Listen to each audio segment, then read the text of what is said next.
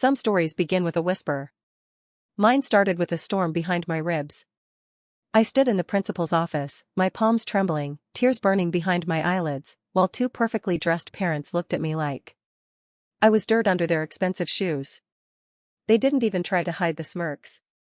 To them, I wasn't a tired mother defending her daughter. I was a failure, a single woman who should have known better than to try raising a child alone. A mistake in heels and a cardigan. They had no idea, absolutely no clue that with one phone call, I could summon someone who would shatter their smug certainty and make them regret every drop of venom they'd just poured into the air. If you've ever been told you're not enough, that your solitude is a scar, your motherhood a flaw, this story is your armor.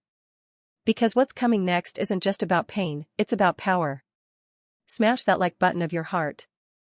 Because this story proves what real family looks like when the world turns against you. And trust me, when true love and real protection walk side by side, no bully alive can stand in their way. My name is Nora. I'm 38 years old. I've spent most of my life building walls so tall that love couldn't climb over them and pain couldn't break through.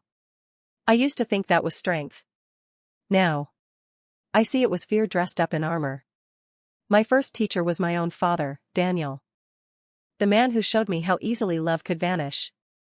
I was 13 when I found my mother, Elena, collapsed at the kitchen table, shaking as she held open proof of his affair. He hadn't just betrayed us. He'd replaced us. Disappeared without warning into a brighter, younger life. Leaving behind a stack of unpaid bills and a daughter who learned her first cruel lesson early. A man's love has an expiration date. Mom worked herself raw just to keep us afloat. 3 jobs, cheap dinners, clothes that already knew another owner's name. I learned not to hope for rescue.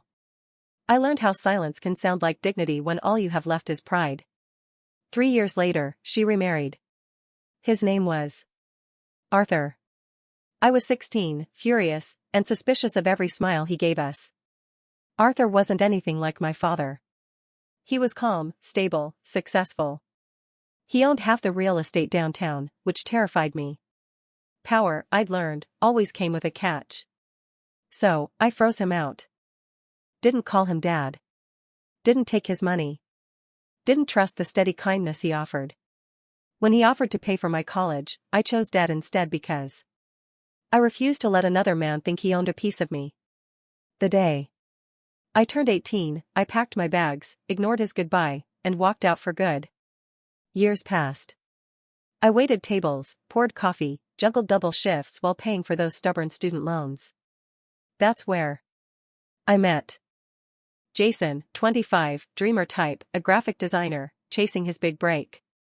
I was 23 and exhausted. He noticed me. That was all it took. After years of trying to be unbreakable, I met someone who made me laugh over spilled espresso and late-night bus rides. He called me beautiful when I still smelled like coffee grounds. He made life feel lighter. 6 months later, we were living together. 2 years after that, I was pregnant. And for the first time, I thought maybe miracles still existed for women like me. At first, Jason was thrilled. Bought baby books. Talked about apartments with room for a nursery. But hope can be a liar. As my belly grew, his interest faded. Nights out became longer, his texts shorter. Excuses piled up like dirty laundry. By the 7th month, I found the messages. Flirty texts that turned my stomach cold. When I confronted him, he didn't even apologize. Said I'd changed. Said pregnancy made me dull. Said he needed space. He left with a half-empty suitcase and a full sense of self-pity.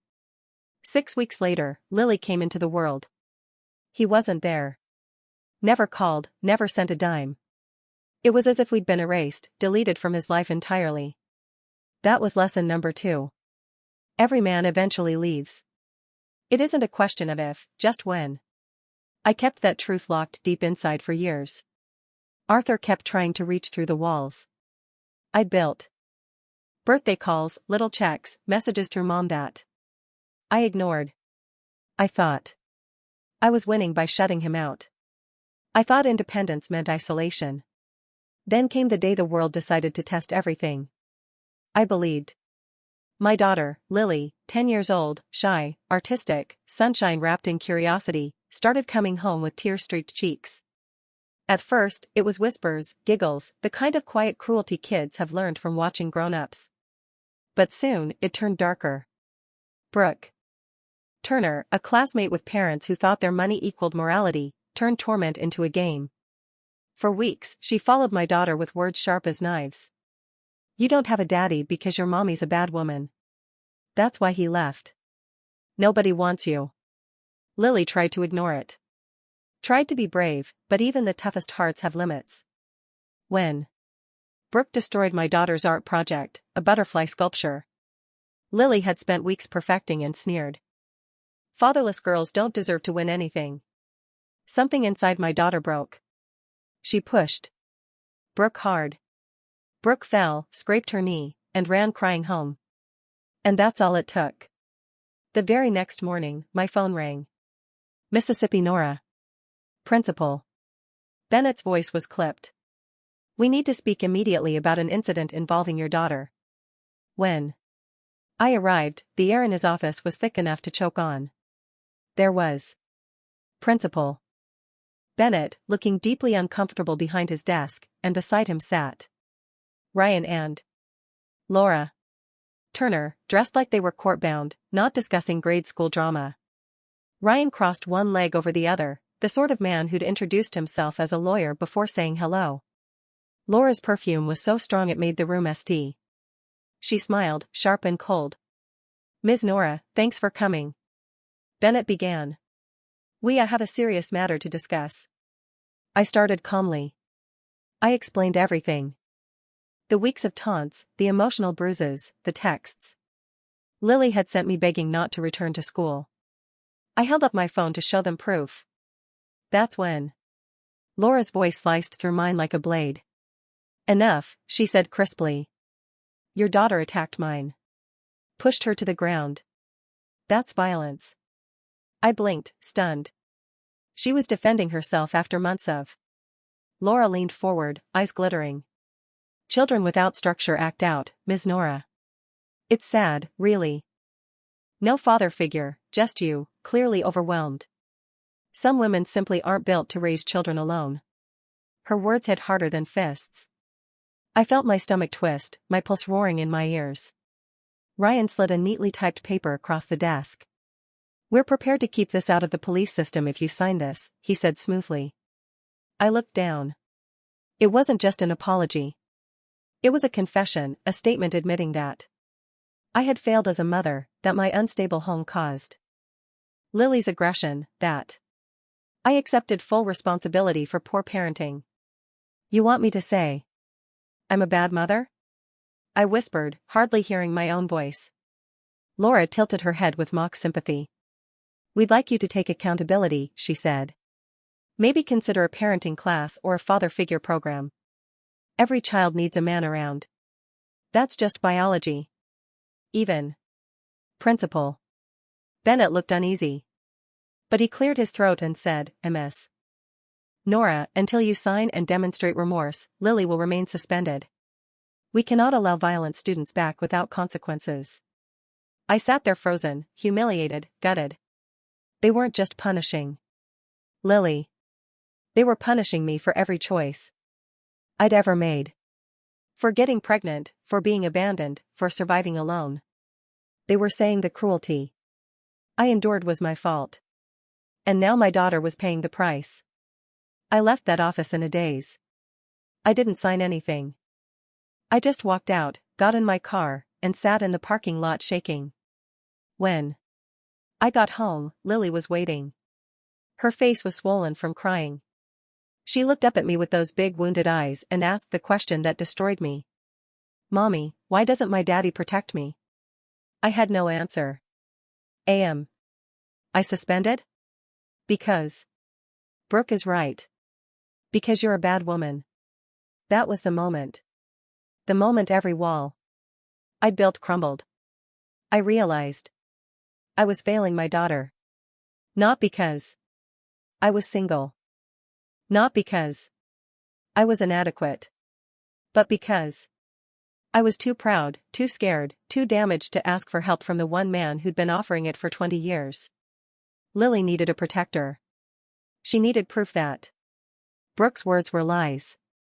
She needed a man to stand up and show her that loyalty, protection, and love still existed. I walked into the kitchen, hands trembling, and pulled out my phone. It scrolled to a contact. I hadn't called in 2 decades, Arthur, my stepfather. I pressed the call before I could talk myself out of it. He answered on the second ring. Nora. His voice was older, but still steady, calm, like he'd been waiting for this call my entire life. I couldn't speak at first. My throat closed up, but then it all came pouring out. The bullying, the suspension, the letter, the way they'd publicly humiliated me, called me inadequate. A bad woman who deserved to be abandoned. There was a long silence. Then Arthur's voice came back, but it wasn't warm anymore. It was ice, pure controlled fury. Nora listened to me carefully. He said, "You are my daughter. Lily is my granddaughter. Those people have made a profound miscalculation. You have not failed her.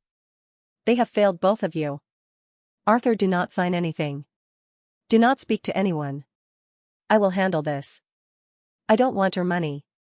"This isn't about money," he interrupted, his voice softening slightly.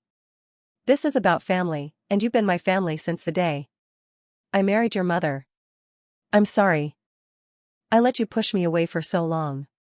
But I'm not letting you face this alone. Not anymore." He told me to meet him at the school the next morning, 9 a.m. sharp. He'd be there. I hung up, staring at the phone, terrified and hopeful in equal measure. What had I just done? Would he actually show up? Or was this going to be one more disappointment, one more man who promised and failed? That night, I couldn't sleep. I lay awake, replaying every moment, every cruel word, every look of smug superiority on the Turners' faces. But at 8:55 a.m., standing outside Principal Bennett's office, I saw a sleek black car pull up, the door opened, and Arthur stepped out. He looked exactly like what he was, a man with power, money, and zero tolerance for injustice. He walked over to me, placed a firm, reassuring hand on my shoulder, and gave me a single nod. For the first time in 20 years, I didn't feel alone. We walked into that office together. The Dentons were already there looking smug. Principal Bennett sat behind his desk, clearly ready to wrap this up quickly and force me to sign. But then Arthur spoke. "Good morning, Mr. Bennett." The principal looked up and his face went white. He recognized Arthur instantly. Everyone in this city knew who Arthur was. He funded half the district programs. He sat on the school board's advisory committee. He was untouchable. Mr. Arthur." Bennett stammered, standing up. "I didn't realize you were." "I'm Nora's stepfather," Arthur said calmly, sitting down across from the Dentons. "And Lily's grandfather. I understand there's been some confusion about accountability here."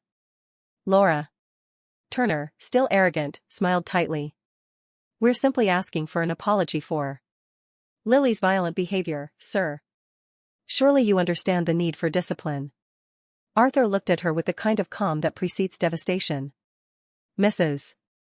Turner, let me clarify something. Your daughter has spent weeks psychologically tormenting my granddaughter, using deeply personal and cruel insults about her family.